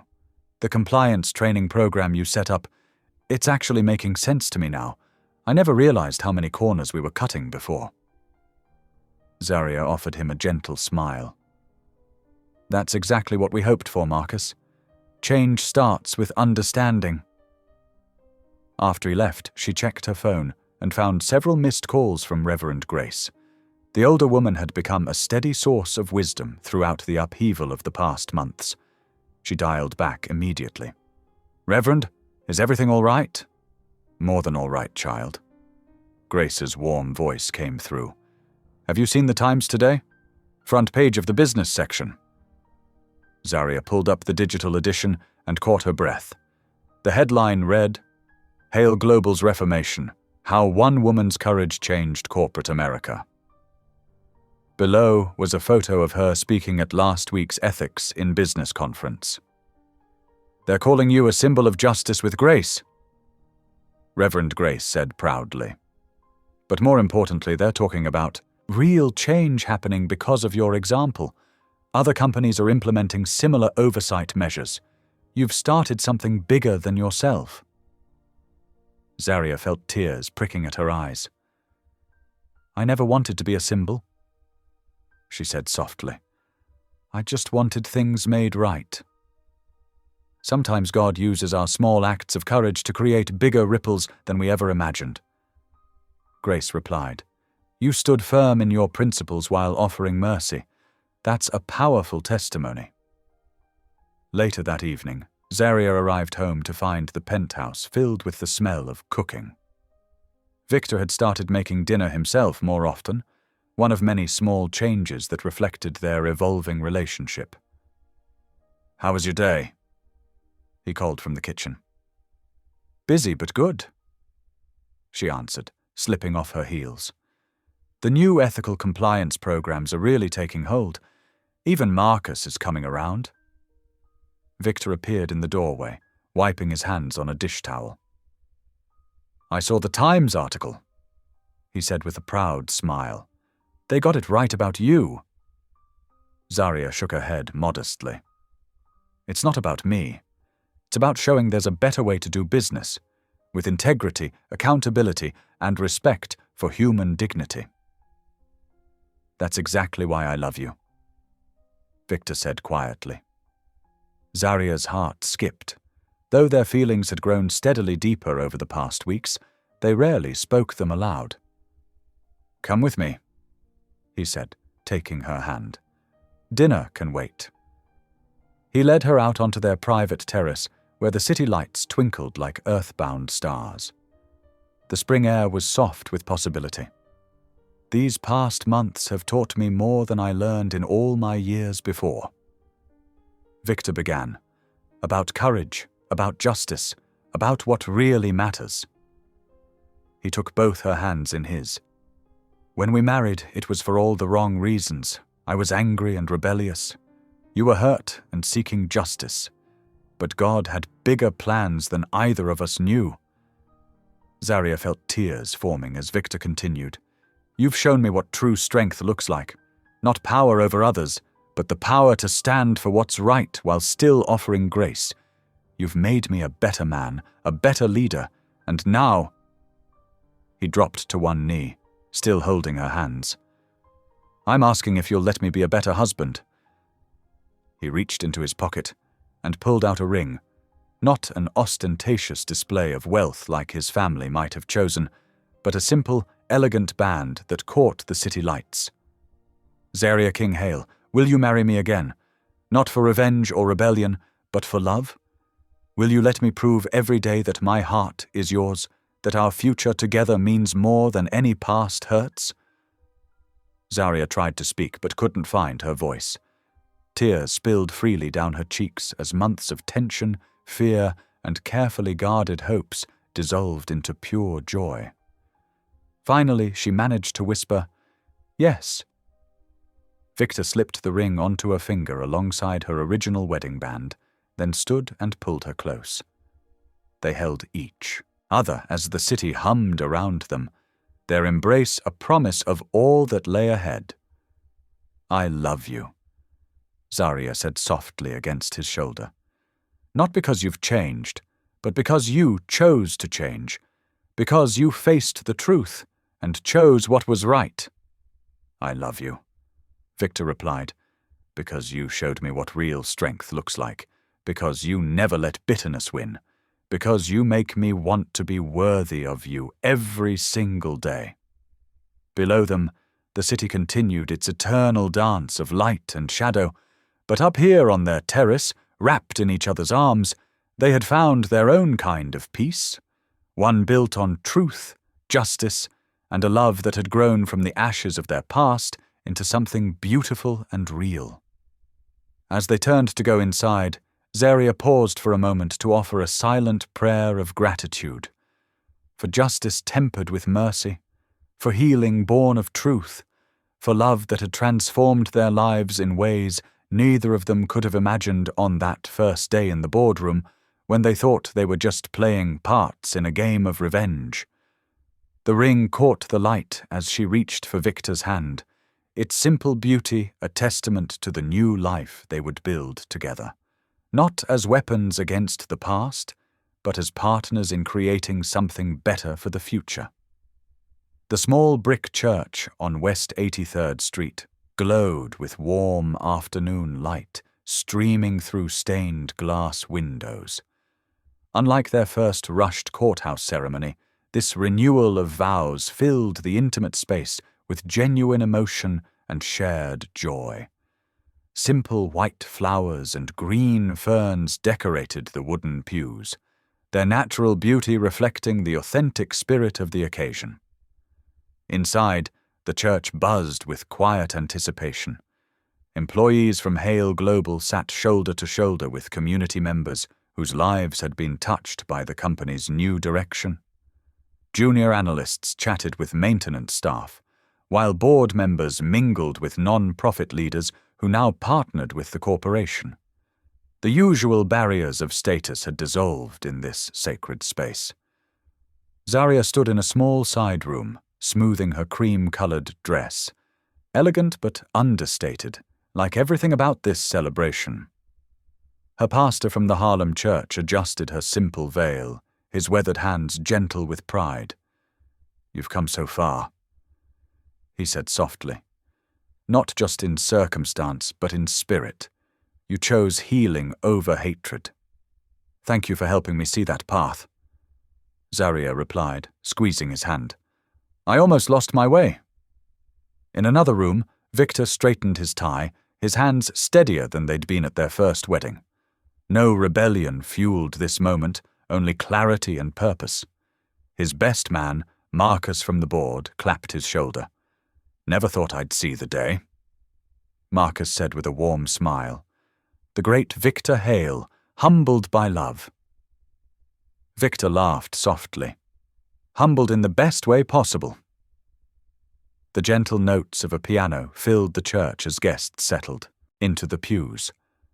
Near the back, partially hidden in shadow, sat Margaret Hale.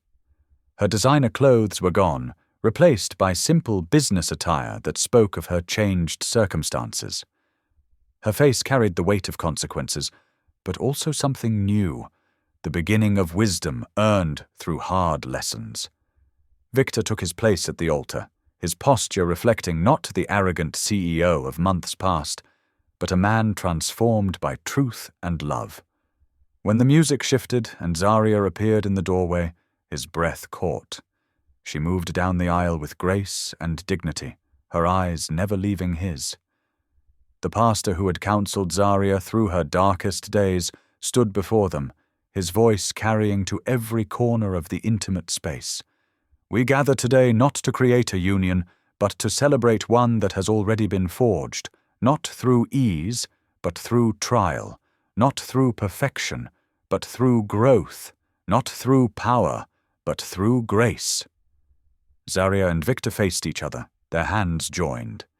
The afternoon light painted everything in soft gold as Victor began his vows. "Zarya," he said, his voice clear and strong, "I stand here humbled by your strength and wisdom. You came into my life when I was lost in darkness of my own making. I thought I was using you as a weapon, but God used you as a light. You showed me that true power lies not in control, but in doing what's right. You taught me that real love demands courage and truth.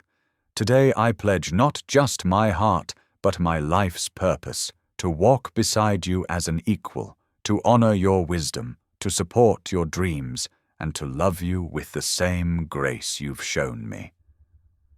Tears glistened in Zarya's eyes as she spoke her own vows. "Victor, our beginning was rooted in pain and pride, but God had greater plans than either of us knew.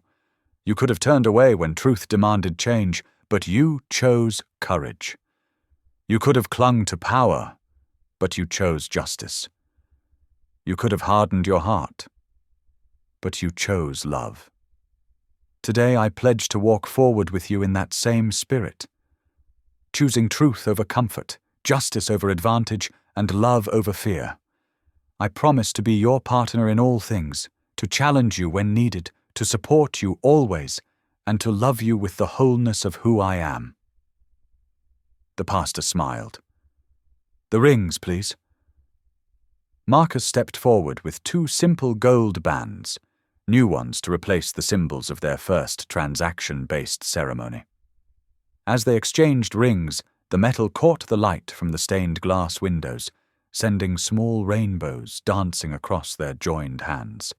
"These rings," the pastor said, "represent not just your love for each other, but your commitment to the values that brought you here: truth, justice, grace, and the courage to choose what's right over what's easy." Near the back of the church, Margaret Hale watched silently, her hands clasped tight in her lap. Tears slid down her cheeks, not bitter ones, but tears of recognition. In Zarya's dignity and Victor's transformation, she saw the full weight of her own failures, but also the possibility of redemption. The pastor raised his hands. "By the grace of God and the power of love, I now pronounce you husband and wife, renewed in spirit, united in purpose, and blessed in love. You may kiss your bride." Victor drew Zarya close, their kiss tender and real, nothing like the mechanical peck they'd shared at the courthouse. The small church erupted in genuine applause and cheers, the sound swelling with joy and hope. As they turned to face their guests, Victor and Zarya's fingers intertwined naturally, their grip sure and equal. No power dynamics, no hidden agendas, no walls between them. They moved down the aisle together, their steps perfectly matched, while rose petals scattered by well-wishers drifted around them like blessing. The afternoon light caught Zarya's face, illuminating her smile, not the careful, strategic expression she'd worn in the boardroom months ago, but pure joy. Victor's eyes held none of their former guardedness, instead shining with love and purpose. They paused at the church doors, framed in sunshine. Behind them, their community rose in celebration. Employees whose lives they'd protected, board members who'd learned to prioritize ethics over profit, community leaders who'd seen corporate power turned toward good, and even Margaret, still in her back pew, witnessing the power of transformation. Hand in hand, equals at last, Victor and Zarya stepped into the bright afternoon, ready to write the next chapter of their story together. 6 months later, sunlight streamed through the windows of the newly opened King Hale Financial Literacy Center in Harlem. The modern space hummed with activity as community members gathered around tables, learning about budgeting, investing, and building generational wealth. Zarya moved between the groups, her presence warm and encouraging. She paused beside an elderly woman who was carefully reviewing a retirement planning worksheet. That's exactly right, Mrs. Thompson. You're already thinking 3 steps ahead. At another table, Victor helped a young entrepreneur understand cash flow projections. Gone was the cold corporate mask he'd worn for so many years. Instead, his face showed genuine interest as he explained complex concepts in simple terms. See how your quarterly expenses align here? He pointed to the spreadsheet. That's going to give you a much clearer picture of when to expand your business. The center represented everything they'd fought for, not just justice, but transformation. Every dollar funding these programs came from the restitution agreement Margaret and William had signed. Their punishment had become purpose, turning past wrongs into future opportunities. Later that evening, Victor and Zaria sat on their penthouse balcony, sharing a quiet moment after dinner. The city lights twinkled below them, but the view felt different now. What had once been a symbol of power had become a reminder of perspective. I still can't believe how everything turned out, Zaria said softly, her hand finding Victor's. I came looking for justice, thinking revenge would heal the wound, but God had such a bigger plan. Victor squeezed her hand. You know what amazes me most? How much laughter fills this place now. I never realized how heavy the silence was before. From inside, they could hear soft gospel music playing, something that would have been unthinkable in the old days. But now their home held space for both of their stories, their faiths, their truths. Zaria looked at her husband, seeing in his eyes the same peace she felt in her heart. The greatest shock wasn't bringing down an empire, she reflected. It was watching love rebuild it into something beautiful. Victor nodded, drawing her close. In the quiet of their evening, surrounded by the evidence of redemption, they sat together in the certainty that love, when rooted in truth and grace, could heal even the deepest wounds. Thank you for being here. If something in this story stayed with you, I'd love to see you again. Subscribe, and tomorrow I'll bring you another story crafted with heart.